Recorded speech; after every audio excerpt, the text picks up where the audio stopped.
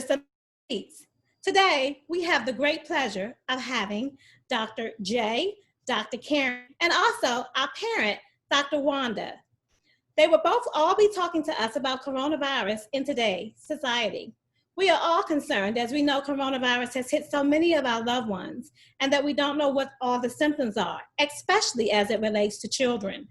We know about how it affects adults and how they get flu-like symptoms and what to look for. But when we talk about our youth of today, what things should we be thinking about? And what should we be looking for? What signs should we be thinking about to say, hey, should I have my child tested? Should I take them to the doctor? Here's some of the things that we're going to learn. So Royalty, let me let you do the honors of introducing Dr. J. Absolutely. So Dr. Derek Johnson was born and raised in Seat Pleasant, Maryland, and has always had a passion to help people.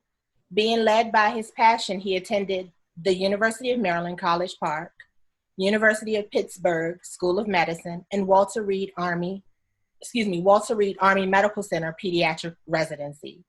He has been practicing for 25 years and currently has his own practice in Murfreesboro Medical Center in Murfreesboro, Tennessee. He specializes in pediatrics and concussions, which happen so often in our youth today, which is why he is a consultant for Middle Tennessee State University football team. Dr. Johnson has so many more credentials. He is a member of the American College of Sports Medicine, medical director for Murfreesboro City Schools, medical consultant and board member for the Boys and Girls Club of Rutherford County, just to name a few. He has been married for 4 years to his beautiful wife, Latoya Johnson, with a blended family of 4 kids, all attending college or graduate school. He's a proud lifetime member of Omega Psi Phi Fraternity Incorporated, associate minister at First Baptist Church of Murfreesboro, and advisory board member for Head Start program at Rutherford County, Tennessee. Please put your hands together and join us with an open mind and receive the valuable information we will hear today from Dr. Johnson. Thank you. I have the honors of introducing my sister, my friend, my Bennett for life. I can't even explain what we've been through. I have the pleasure of introducing to you Dr. Karen Hargett. She is a pediatrician based in North Carolina who believes that medicine is a collaborative process and a patient family autonomy in their healthcare decisions. Dr. Karen received her BS in biology from Bennett College for Women and her MA in community health from Brooklyn College, concentrating in healthcare management. She then attended Meharry Medical School of Medicine and went on to complete her pediatric residency at Nassau University Medical Center in Long Island, New York. A former traveling pediatrician in North Carolina, she now owns a private practice in Jacksonville. She has been practicing pediatrics since 2009. Dr. Karen is known and revered by her patients and families for her excellent bedside manner and personalized rapport. She recently decided to pursue yoga and regularly enjoys connecting with family and friends, mentoring youth, domestic traveling, surfing the internet, empowering others, and depositing optimism in each space she dwells. Welcome, Dr. J and Dr. Karen, to our platform. Please sit back and keep your minds open as you will be amazed by the information you are getting ready to learn about coronavirus in today's children and how we can better be educated. So let's get started because we have a lot of things that we want to learn from you. Can you please tell us, Dr. J, where did coronavirus come from? Well, coronavirus has been around forever. It was actually isolated and discovered way back in the 40s. However, this coronavirus that's affecting us now is called SARS-CoV-2, and it started in the horseshoe bat in Wuhan, China. And so there was always a animal-to-animal vector. So once it actually went from the horseshoe bat to the Asian anteater that's called a pangolin, that's where the coronavirus was. There was the Asian anteater is a delicacy in Asia, And so there was a seafood market where they were serving the pangolin or Asian anteater. And we think that's how the virus then jumped from just having animal vectors to human vectors. Once it actually infected humans in Wuhan, China, as you all know, there was a severe pandemic there. And because people travel, it then subsequently came over to America and to Europe. I will say that it did mutate. And so the Asian coronavirus, that came over to the West Coast. And there was a mutation on a European coronavirus that then went from Italy and then went over to New York City and the East Coast.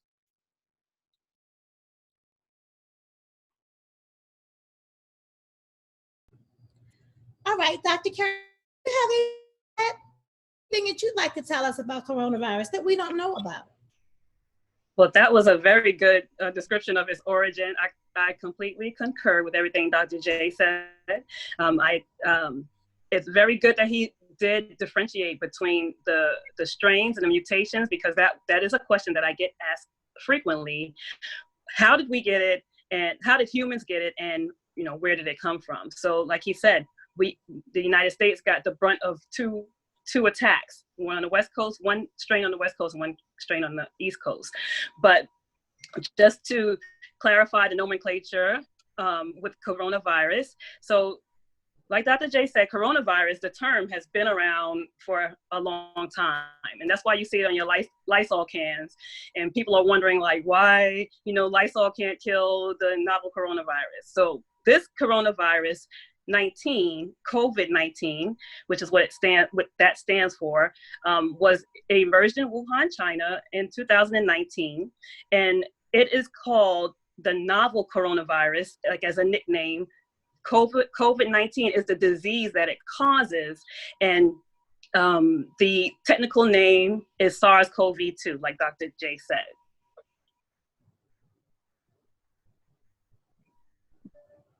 Okay, so Dr. Johnson, Yes. How can you get coronavirus, and how long are you contagious if you have it? So you get coronavirus is actually through droplets. So you can get it in various ways. So you can get it via through your eyes. You can get it by inhaling it. You can get it actually through your mouth. But you also can get it from fomites. What fomites are inanimate objects that actually can transmit a virus or bacteria. So let's say, for instance, if I have coronavirus and I wipe my nose and then I touch, let's say, this cup right here, and then, my wife comes behind me and touches the cup, and then she wipes her nose, then you can get it that way also. And what's interesting about coronavirus is that it's more SARS-CoV-2, it's more contagious in the initial part of the disease versus the latter parts. So you may be carrying it and not even know it. And as far as contagiousness, there's been studies that show that people have been contagious up to 37 days after they've had the a positive swab. It could take as long as 37, 40 days. You'll still be carrying it. That's very interesting. And I knew that was more than the 15-day quarantine period, because one of the things they brought out in the George Floyd with his murder is that he had gotten it in April. He tested positive on April the 3rd. Well, he didn't pass until like Monday, May 25th, and he was still asymptomatic. So I guess one of my questions would be, why do they have you quarantined for only 15 days if you can carry it for so much longer and still be asymptomatic? Well, you can actually, 1/4 of people that carry coronavirus are asymptomatic. So I don't know if you saw where D.L. Hughley was down here in Nashville and he passed out and he was asymptomatic also. But the 14-day window is what they're actually saying you can start to exhibit symptoms. So, once you get those symptoms, it's a 14-day window. So it doesn't mean that you'll stop having the disease after 14 days. They're saying there's a 14-day window before you start to exhibit symptoms. And one thing I forgot to say, the whole rule about the 6 foot rule that everyone is discussing is you can actually catch it by me just talking. So if I'm talking to you, those droplets can come out my mouth and actually infect you. So that's the reason why you need to be 6 feet, because when someone's talking, if you're under 6 feet, then the droplets can hit you. So Dr. Johnson and Dr. Hargett, how long can the coronavirus live on surfaces, since you indicated that it could be on, like you showed your mug, and then it could be transferred to the next person? How long does it live on the surfaces of items? Do you want to answer that, or you want me to? You can answer. All right. So basically, it can live. You said on surfaces, right? On surfaces. Right. Yeah. So it can last up to 72 hours on cardboard. It can last 48 hours on copper. So if you think about that, so that's the reason why some people are wearing gloves when they go to the grocery store. So if it can last, 48, 72 hours on surfaces, then if you think about it, you're going down, strolling through your grocery store, you go to pick up something, you decide not to, you can get it that way. I concur. Thank you for staying with us as we learn about coronavirus in children.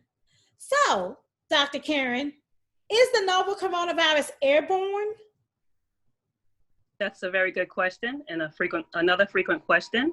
So the general consensus is no, it's not airborne. It is transmitted through droplets, as Dr. J was describing. And that means basically secretions from your respiratory system. And as he said, it's been known that that droplets can project without you even trying. Without a cough, it can project to 6 feet. And I don't know if everyone saw the news show that they did experimentation on the how far your secretions can go when it's expelled. They did some kind of a fluorescent color with the tracking or what have you, and they said it could go up to 6 feet. So and that they were trying to demonstrate the efficacy of wearing a mask. What the benefit was of each party wearing a mask. So that being said, it being airborne, our collective data on that is based on, mostly, as far as I know, based on what the Chinese have told us regarding their pandemic situation. So that's where we're getting our data from. Whether we can trust fully their particular reports, don't know, but it is commonly said that no, it is not. If it is airborne, it is a minority of the cases. It can especially happen if you're in a closed room, and then maybe the droplets spread and they stay in the air they suspend in the air for a certain amount of time, but not necessarily airborne like smoke. Perfect. It's more like a drop of water. Yes, and that's great to learn, because I know that I also saw that they had CNN, they showed how it spreads in the airplane. If one person coughs, how it stays in the air and it can actually spread. So my next question is, can you tell us how this strand of coronavirus is different from the flu? Is that for me? Yes, that's for you. So the flu and the coronavirus are different because they're different families of viruses. That's one. And two, the novel coronavirus, or SARS-CoV-2, has a higher infectivity rate than the flu. That's the second characteristic. So the flu, usually we say it affects one person to one person. So if you have it, you're going to spread it to one person. It has I forgot what it's called, Dr. J, help me out, but it has an infectivity rate of 1, whereas the novel coronavirus has an infectivity rate of 2 point something. And I heard recently that they're saying maybe even 3. One person has it and they can spread it to 3 people, and so on and so on. Or let me just say 2 to 3 people, and so on and so on.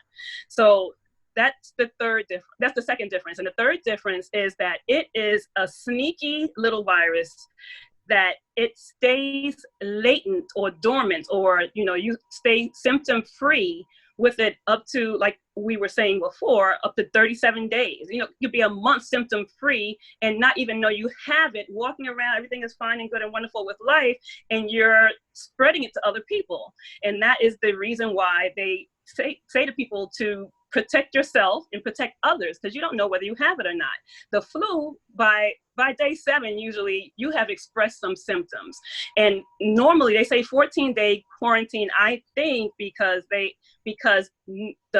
average person, by 14 days, they will have exhibited some kind of symptom that led them to the doctor. So let me just guess and say like 85 or 95% of people will have symptoms within 14 days, and that is the reason for the quarantine being that long. But prior to someone showing symptoms, the majority of the people will express something. It's usually like a 5-day window where they call it the infectivity rate, whereas the flu is like a day or two, you will express something or have a feeling that you have symptoms from the flu. I jotted down a few notes, if you don't mind. If I can chime in, is that fine, Doc? Please, yes. Yeah. So basically, what you were discussing is right, the infectivity rate. So the infectivity rate is 2. So if you think about it, so if I walk into a room of 20 people, then I will infect 10 people. So half of that room will be infected. So that's kind of what you mean by infectivity rate. As far as other things, it's actually different than the flu is the mortality rate. So the mortality rate is very severe compared to the flu. If you actually look at the exact numbers, it's almost 10 times as deadly as the flu. And the last thing that I think you were discussing when it comes to the flu is, if you think about it, so if I can be asymptomatic and never have any symptoms of the disease, but like I said beforehand, you're more contagious in the initial parts of your disease, then you can be spreading it to tons of people. Whereas with the flu, you're going to know you're going to start getting fever, achy, and those things, and that's when you're kind of shedding the virus. So that's how it's different for the flu. And then the last thing is which is kind of scary, is we don't have any vaccine like we do for the flu. Not yet, anyway. But. Yeah. So both of the doctors, why does it seem that kids are not as severely affected as adults? So if you could answer that first, Dr. Johnson, and then Dr. Hargett. All right, thanks. I don't want to step on her toes. That's why I'm glad you. But we don't know why it's actually affecting adults more than it's affecting kids. That's the crazy thing. So if you actually look at the rates of it, there are. When they did a study, the largest study that they did so far, and they looked at 50 states, and out of all the people that were infected, only it was actually 1.7 or 2% were kids. So you think about it, out of all these people that were infected in this large study, only 2% were kids. The average age was 11, and the kids that got hospitalized the most were under 12 months. So even if these kids do get the virus, it's not affecting them as severe. There's been a lot of different theories as far as immune system and those things on why it's actually hurting the older folks versus kids, and we just don't know, except for comorbidities. But even kids with comorbidities, they're not still as severely affected as adults. And Dr. Hargett, same question. Yeah, so agree, it is not exactly known. One of the theories is that one of the things that they're basing the vaccine on is they think that maybe the SARS-CoV-2 likes this receptor in our body that is affiliated with our lungs. It's called the ACE inhibitor receptor. So they're postulating that maybe the children, those receptors haven't developed enough, and adults they have developed, and so it has a stronger affinity and likelihood to attach and attack. But that's one theory, and that's one thing that they're basing the vaccine, one of the vaccines on, or several of them. the other thing is, like Dr. J said, coexisting illnesses and young age. The other thing is that the children that have been studied and detected, they weren't routinely just studied because, you know, they had symptoms. They were studied because, well, they had symptoms, but the parents didn't know what it was. They took them to the hospital, and then it routinely came out that those kids were positive for COVID. Now, it's some of them, it's not known whether it was, you know, contact within the family. The etiology is not really known, and not enough kids are being tested for there to be a separate study. So a month ago, I would say, let's say 2 months ago, it was really little known. They were gathering data from Canada and the US and Europe.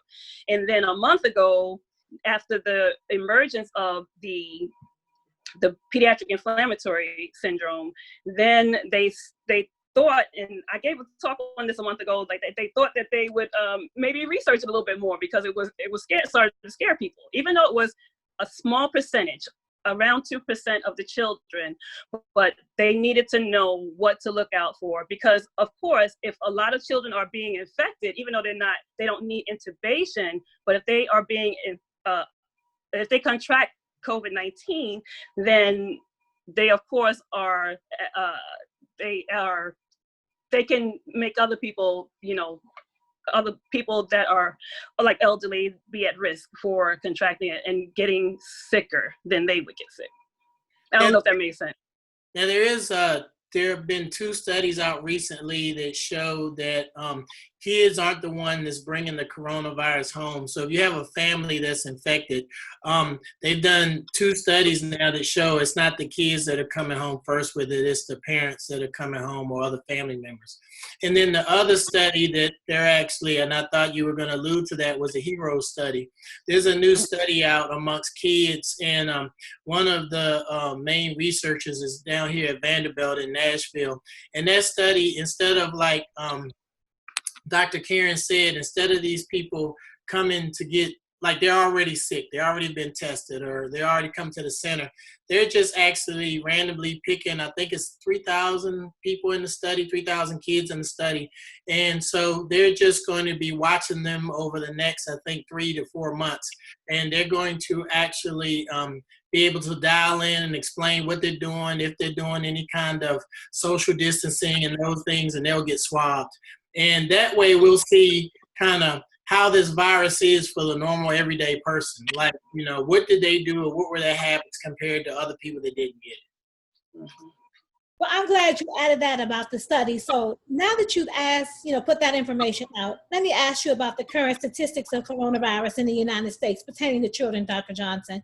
Tell us about those stats. Yeah, so that was somewhat alarming, and I don't play politics. Even if you look at my Facebook page, I just give the facts. But we're actually have a surge now that's starting up because we have opened up the communities. Well, some of the states have opened up, and so we have about 2.5 million people that have had the coronavirus. And if you actually do the math, and we say 2% of those are kids, that's about 50,000 kids that have been affected by coronavirus. Wow, that's interesting. I guess, looking at the whole number, you just think that it's a whole bunch of seniors and people that are in VA homes, and we're not really thinking about how this is affecting our youth. And we already know that it's affecting the African American and minority population as a whole. Yes. Let's take a break, and we're going to highlight some of the things that we've learned today, and we'll be right back. Welcome back as we continue our conversation on coronavirus in children with Dr. J and Dr. Karen. Royalty, take it away. Dr. Hargett, are asthmatic children more at risk in terms of the coronavirus and how they're impacted? Good question. So my general answer would be yes, because asthma is considered a coexisting condition, illness, I should say. But in fact, with the studies that we have seen, it has shown that asthmatic children are not necessarily the ones who are getting sick the most. The most children that have, or the children that have suffered the worst from the disease have tended to be children that have cancer, some kind of leukemia, not necessarily asthmatics, but as general answer, I would say yes, because they have a coexisting condition. Okay, and for both of the doctors, what is MISC? Dr. Johnson, you first. MISC is multisystem inflammatory syndrome in children.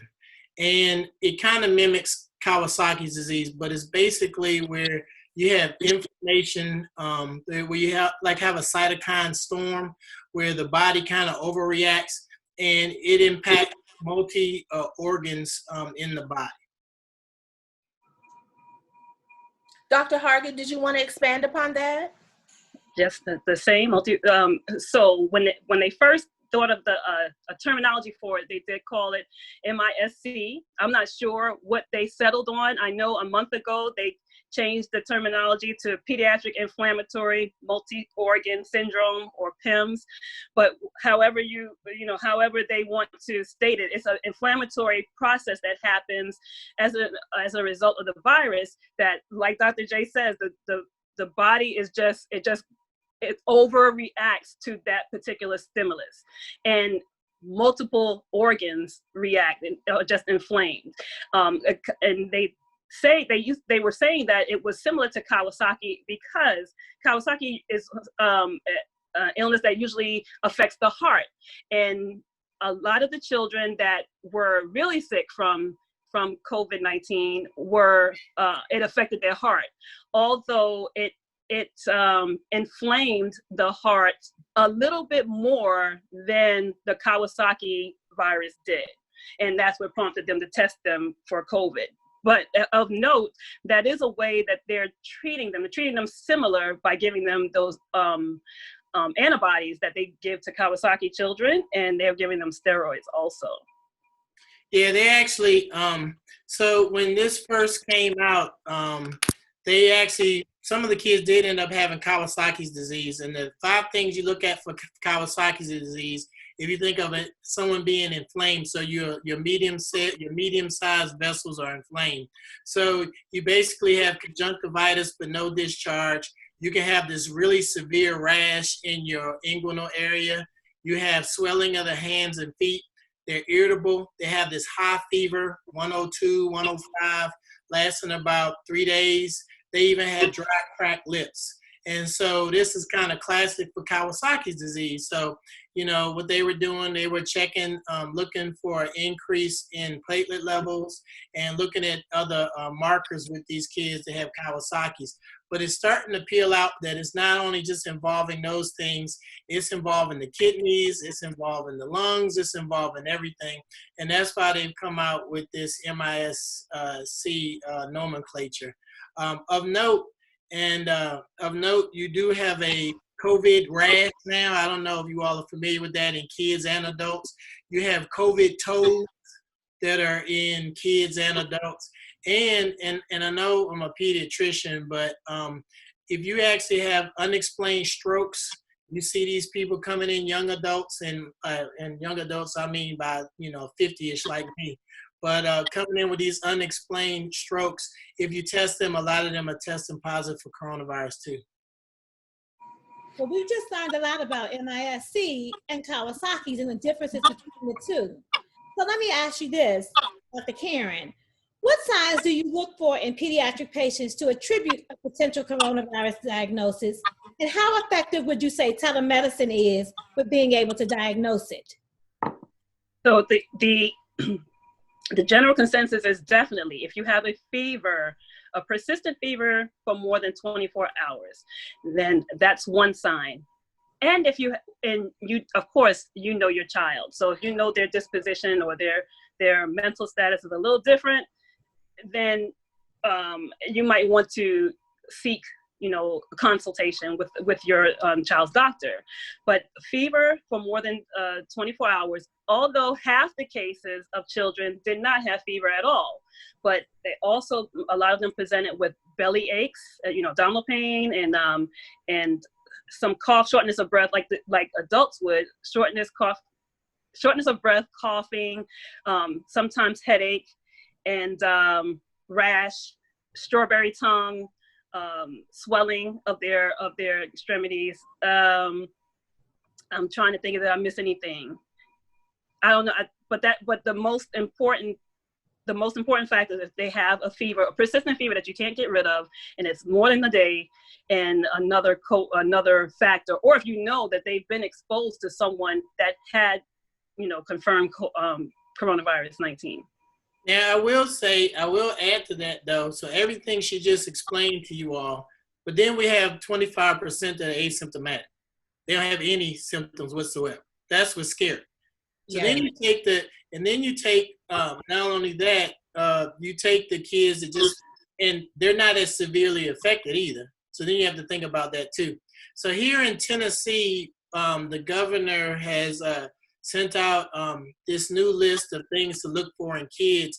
And that's what's getting kind of frustrated. And I don't want to go off the subject a little bit, but so his thing is if you have fever, or if you have cold symptoms, then you actually have to leave your daycare or your summer camp or whatever and be seen by a physician. So let's think about all the kids that have colds at a daycare. That's everybody. Because what we call it? We call them daycare colds, right? Or allergies. Right. Yeah, or it could be allergies. So we're seeing all these kids. So does that mean we come in and swab all these kids? I mean, it's really hard to piece it out. I will tell you, I have had 2 positive cases that I've had. One case was a baby, and had a cold, and I thought it was a cold. I didn't think it was nothing more than a cold. Everything's gonna be okay. And so just do like a cooler humidifier or whatever. And then a couple of days later, the mom called me and said, oh yeah, my whole family tested positive for coronavirus.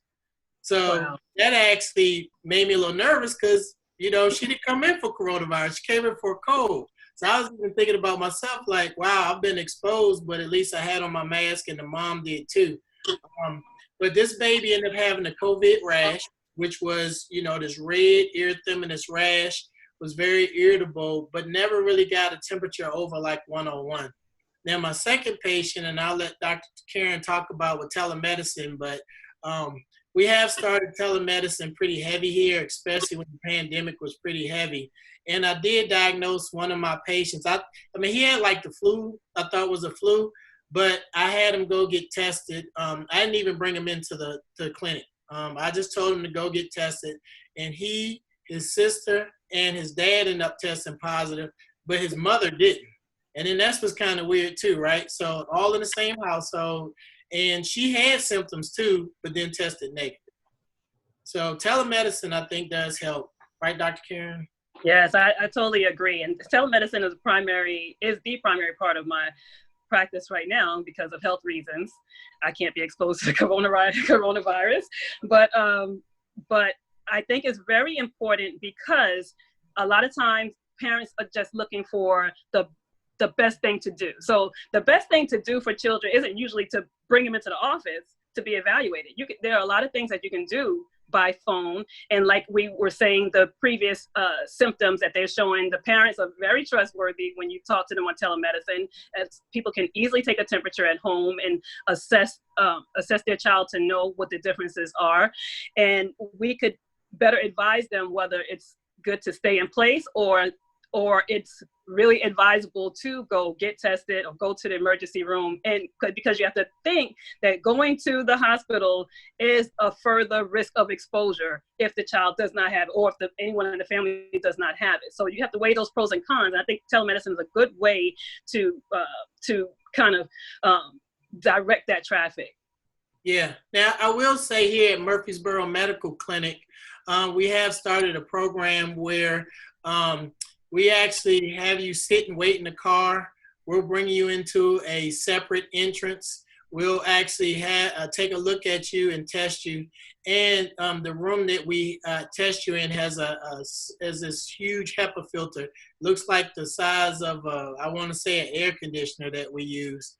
Because when you test someone, if you test someone and you think they have it, you have to shut down the room for about an hour. after you clean. So telemedicine is best, and now with it basically testing being out in the community where you can go to the CVS or Walgreens or whatever, and you can test in your car even. You can self-test now. Then I think telemedicine probably is going to be the way to go. However, if people feel more comfortable coming in, you know, you need to make sure all the doctors that plan on seeing these patients need to have a plan set up like we do at Murfreesboro Medical Clinic. Yes, I totally agree. Definitely have to have a plan in place and always assume that everyone is positive that you come into contact with. Like I said, it's a sneaky virus, and you know, we just don't know. We don't know. We're not psychic, so and then I'm sure in your practice, Dr. Karen, then you got the well kids coming in, right? So the well kids are coming in that need their vaccines. So where do you put those? So we actually, when the pandemic was pretty high, we started a COVID team. We have 94 doctors here at my clinic, but we started a program where you only see well kids in the morning, and then the sick people can come in the afternoon, because all these parents that were having and needing to come in for their well checks even. Mm-hmm. Yeah, no, I know a lot of colleagues here have adopted the car visits. There are a lot of car visits here, and calling when you get to the spot, you keeping your appointment time, and basically what it is. So keep them in their environment where you know it's at least controlled for them, and you do their visit, and you know, that's to help. A lot of people aren't doing that, but that is to help them keep going forward with their well child visits, which are also important, and keeping up with their vaccines, which vaccines I think have dropped like 46% or something since the virus started. Yeah, I think that has a lot to do probably with social distancing and people staying in also. And I will say our visits dropped to pretty much nil in March and April, but our visits are actually back up to normal now. So, especially with sports starting and everything else. But we did think about doing the car drive-through visits, but because of I have health reasons and my age, and I'm African American and I'm male and everything else, you know, I elected not to do the visits. Okay. So, and sometimes I would do home visits, but I'm not even doing home visits either. So Dr. Johnson, a question that I have is, once a person has recovered from coronavirus, can they get it again?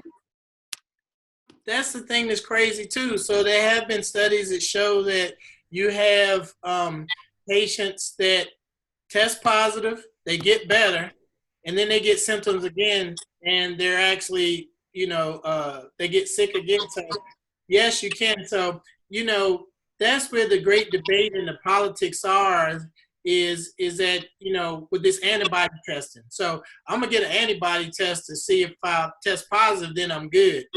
You could test positive for the antibody, get the antibody test, you test positive, but it doesn't mean that you're not gonna get it again.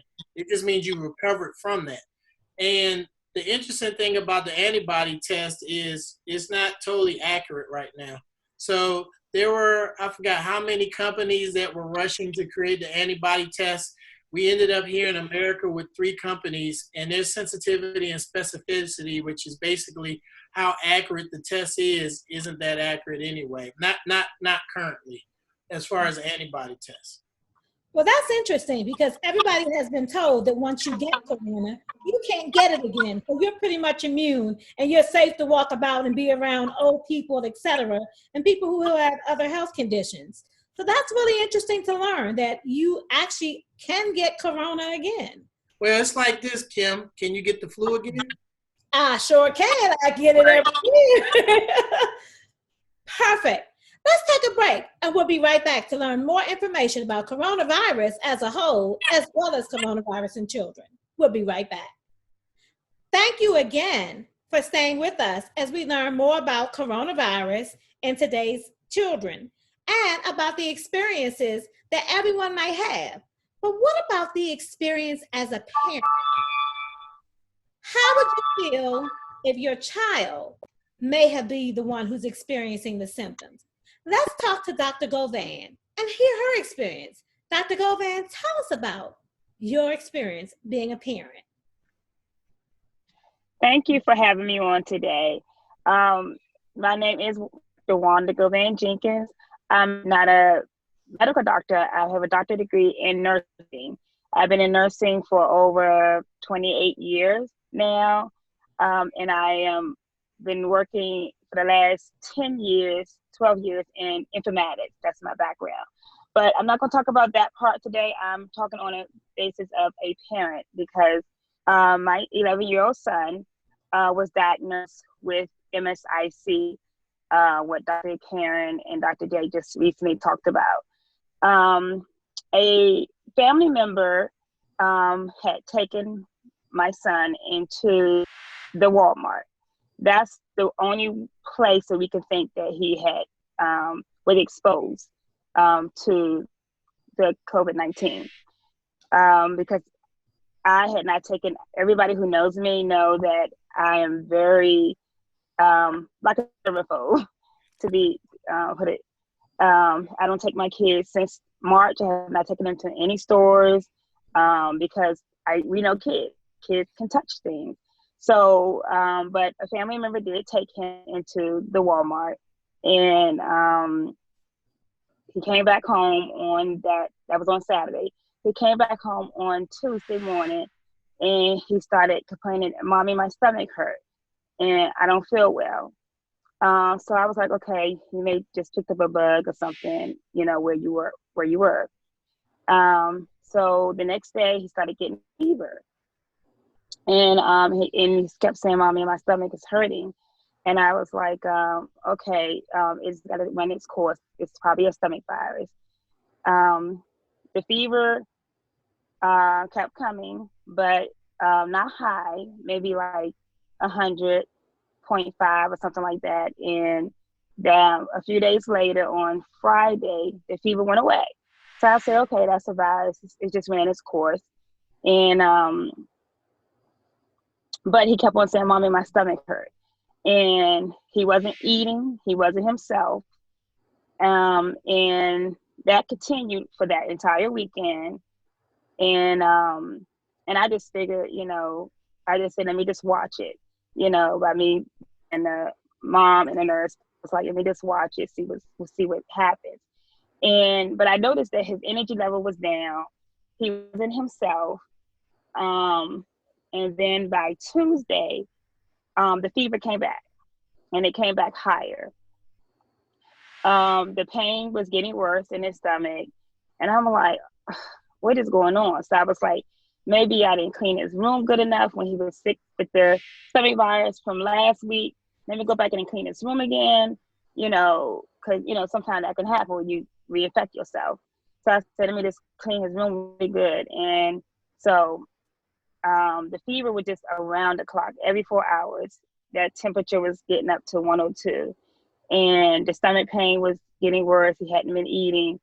And so, of course, I started getting concerned because my son, I have an 11-year-old son and a 12-year-old daughter. My daughter is the one who has asthma, and so do I. And that's why I was really concerned since March that, neither one of us would get exposed to coronavirus because of our asthma. And so my son never gets sick. If he gets sick, 24 hours later, he knocks whatever he had in. So that was concerning when the temperature lasted and the stomach pain lasted. It was concerning, but I was like not too concerned just yet. But when it came back, when the fever came back on that Tuesday and lasted around the clock, finally I said, you know what? Let me take him to see the doctor. So called the doctor on Wednesday, got in on Thursday.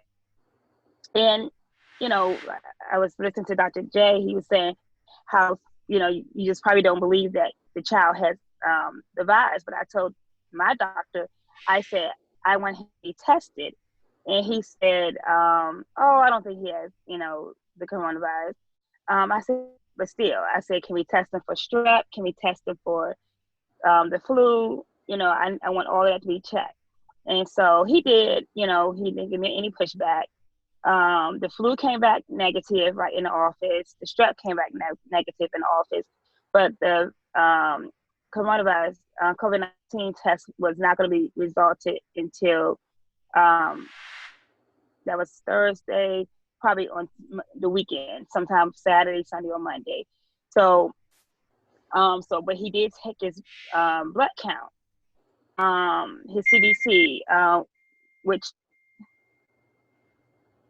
tested his white blood count. So the white blood count was really, really low. But he said, "Oh, the white blood count is always low. My white blood count is low." And but that is definitely, but he was like, "I'm not concerned about that." But of course, the blood count would show, the white blood count, if it's really low, it shows that that patient has a viral infection. It's not bacterial. So so I was just thinking about that, as we went home. I'm like, okay, he definitely has something viral, but what is it? And so we went home. Fever was just, it was just bad. It was around the clock, and every time he got a fever, he would cry out, "Mommy, I don't feel well." And he was scared. He said, "Mommy, I don't want to have the coronavirus." I just had to, be mommy. I said, "Mom, don't worry about it. If you got corona, mommy got corona. Don't worry about it. Mommy gonna get you better." And so the next day he was crying because the pain was so bad, it wasn't eating. I said, "Let me take my baby to the emergency room, because I can't wait until this test gets resulted. Sunday, Monday. Let me find out now what's going on." So took him to the ER. And I told them what I thought was going on. I didn't know, but he was tested at the doctor's office yesterday, and what have you.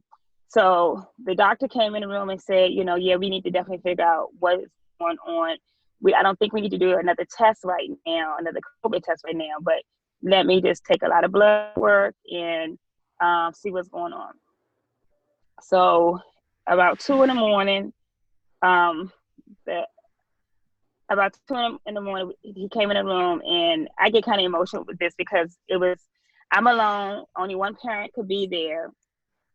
My son was asleep, and he was like, "This is what we think is going on, and we don't know a whole lot about it. But, we think your son has MISC. And that's when, he started explaining it more to me. And I had kind of read up on it, but I didn't know much about it. And he was like, his organs are inflamed. We see that his intestines are inflamed. Kidneys are inflamed. All of his labs, when he showed it to me at 2 in the morning, all of his labs were red. They were like just red. The whole page was red. And that was like very frightening for me. Like, oh my God. And they were like, "We're going to go ahead and keep him to figure out what's going on. To figure out, how can we, treat it." And we may have to call John Hopkins to get, some, just call John Hopkins to get, referral, talk to them about what else they should be doing. And they say if it's really bad, we may have to transfer him to John Hopkins. So hearing all of this, as a parent, and when he first started talking to me, I just felt so woozy in my head. I felt like I was about to pass out. And I was like, okay, let me get myself together. I'm the only one here for my baby. Let me, be strong. So, so he was like, don't worry. He said other kids that come in here who has been here with MISC, their numbers are like 3 times higher than his. So, I think we caught it at a very early stage of it. So, we're going to, do blood work again in the morning time. We're going to start pushing a lot of fluids in him. And we may have to resort to steroids if, his numbers don't start improving. So that's what happened. And they said we're going to do a CAT scan tonight to check his abdomen, everything in his abdomen, kidneys, liver, to see if there's any inflammation.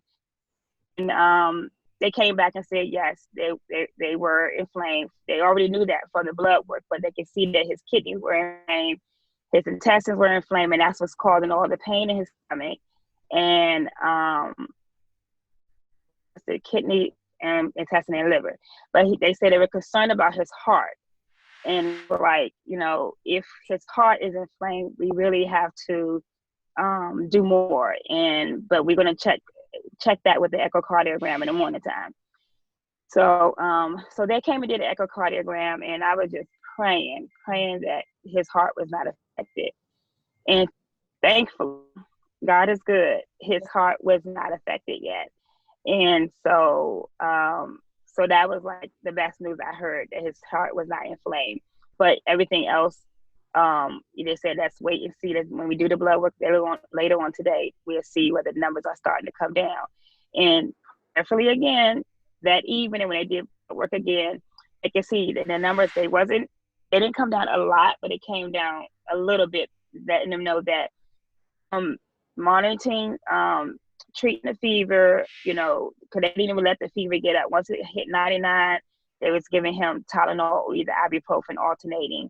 And they didn't give him steroids, but they gave him Pepsid to calm his stomach down.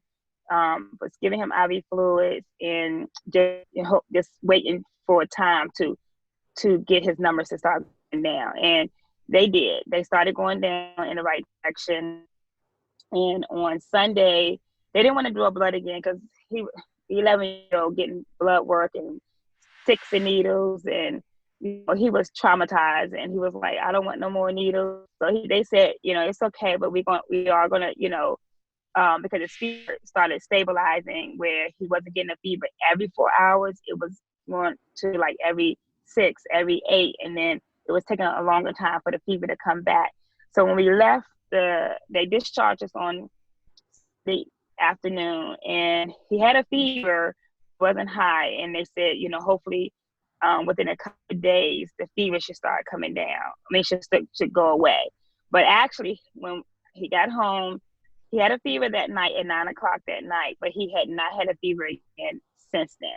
So the fevers had completely away. I do want to say that, well, my daughter and I asked him about us, whether we should be quarantined. And because they said they didn't know a whole lot about the MISC at that time, they thought we should be, just because, you know, they can tell with the MSIC, they was saying they can tell he was exposed to the virus. But, I forgot to say in the beginning, the COVID test that they did another COVID test. It was negative. Got the COVID test from the doctor's office. It was negative. So, and they said, don't be alarmed if they're negative. Don't be alarmed if the antibody test is negative. We haven't gotten the results back from the antibody test, but I don't know whether that was negative, positive or negative, but it'll be interesting to find out. But we did blood work a few days later, outpatient in the doctor's office, and his last level showed that all his numbers have gotten back to normal except the liver. So we should be doing a follow-up this week to see if his liver panel is back to normal. So, but outside of that, clinically, he's fine. He hasn't any more stomach pains, no more fevers.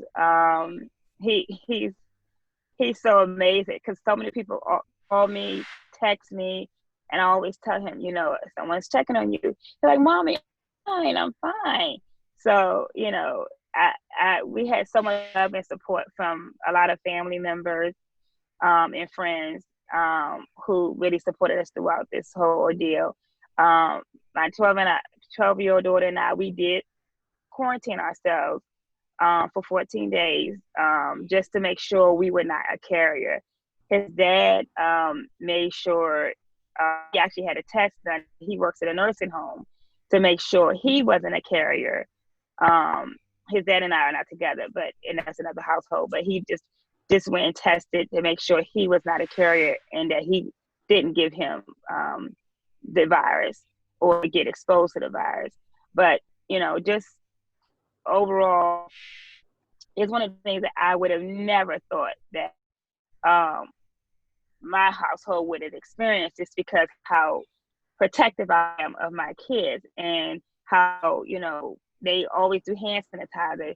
I don't take them into stores, but just that one, you know, moment when someone else takes them somewhere that you wasn't aware of at the time. Could be that one moment that child could, once he was in there, they tell me, Mommy, I touched this, I touched the fish, I touched the fish tank, I touched it. I mean, it's so many things that he touched that, you know, of course we don't know what surface he got it on, but that's the only place he was at outside of my house and his dad's house. So so that's our story, my story. He's good, and I appreciate you all having me on here. I do have a question for you, Wanda. Did they give him IVIG? You know, we give IVIG for Kawasaki's kids, and you know, because you worry about the coronary arteries being, you know, inflamed. Did they give him IVIG? They didn't, but they did have him on a heart monitor the entire time he was there, just so they could monitor, make sure he wasn't flutters his heart. But no, they didn't give any type of medicine outside of the Pepcid, Tylenol, or ibuprofen. And it was one more thing they gave him. It was something with the stomach. You said Pepcid, I think. Yeah, but maybe it was a liquid Pepcid. Before they started giving the Pepcid, they gave him the liquid Pepcid night when we was in the ER. Did they give him aspirin or they gave him ibuprofen? Ibuprofen. They alternated the ibuprofen with the Tylenol. Oh, okay. Yeah, because it upset his stomach too much. I'm so glad he's fine now. And that put into perspective, what a harrowing experience back, and it happened at a time, and still we don't know much about, you know, COVID itself, but to be in that space and, you know, people, they have to tell you that they don't know much about what's going on, and you know, he's, you know, this is not like him. So, you know, right. Close to you guys. Thank God you had the support that you did, and thank God that he's doing well now. Yep. Yeah. Thank you so much for sharing your story. You know, as I'm sitting here listening as a parent, you know, the first thing I could think of is, you know, how do you keep yourself calm when your children, who are your heart of your heart, you know, that's what makes us speak. That's what gives us all life. When they're in a position that you can't help them as a parent, you know, we would do anything to save our children. And when you're in that position where, you know, you can't be supported, there's so many women that are having babies, you know, have had babies during COVID and had to be in the birthing room by themselves because nobody else is allowed. So you ought to be applauded and thank you. Your son is fortunate to have such a strong mom that was able to stand for him, that was able to put her emotions in her feet and be able to support him. My heart went out as you were telling the story because I don't know that I could have been that strengthful mom. I don't know that I could have been her by myself. I mean, I've had my own trials with my son where I have, you know, those that know me know my son has had open heart surgery. He's had back surgery. He had hemolysis. We've been through the ringer. And every time I'm like in full tears, and Royal Tears had to come to my support. And I know I just didn't know what to do. And I just know what at the time being like this, where it's the unknown, everything he experienced was stuff that people had been through before. There wasn't no research needed. They knew what to do.